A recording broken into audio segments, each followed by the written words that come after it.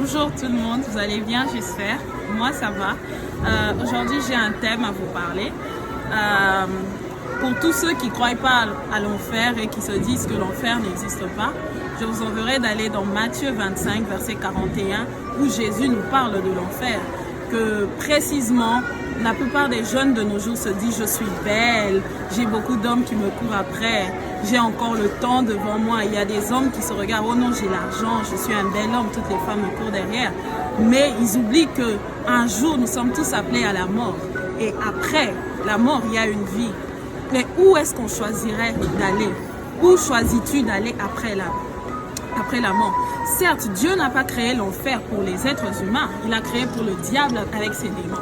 Mais c'est l'homme qui choisit où aller, s'il veut aller en enfer ou s'il ne veut pas aller en enfer. Le choix nous est donné. Tout dépend de la façon dont on se comporte. Ma soeur, que ta beauté ne te trompe pas, que les hommes qui sont autour de toi ne te trompent pas.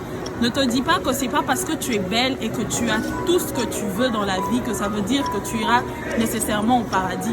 Et ne te trompe pas, mon cher garçon ou bien homme que vous êtes.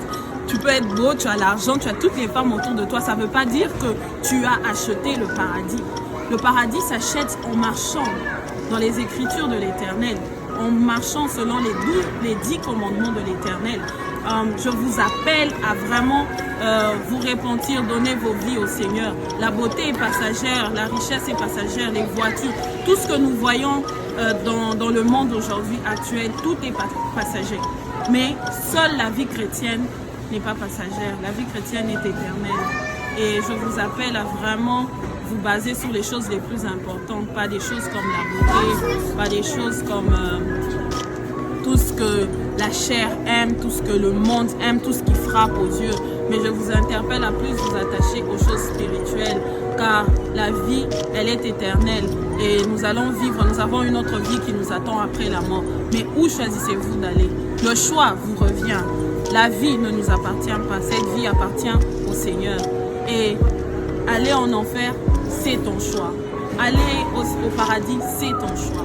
On nous parle bien de l'enfer, que nous avons beaucoup de preuves et nous pouvons entendre certaines personnes, plusieurs témoignages des personnes qui nous parlent de l'enfer.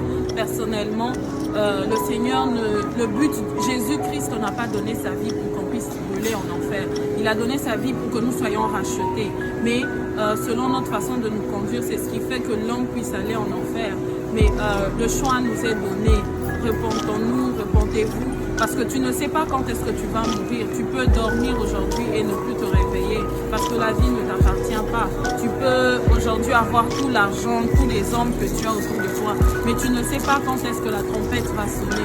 Tu peux mourir maintenant, tu peux mourir demain, tu peux mourir après-demain. Où iras-tu? Ma prière est que le Seigneur donne la force à tous les jeunes et les jeunes garçons, les jeunes filles, de vraiment nous intéresser à ce qui est plus important, qui est la vie spirituelle. Que Dieu vous bénisse. Rappelez-vous que cette vie ne vous appartient pas.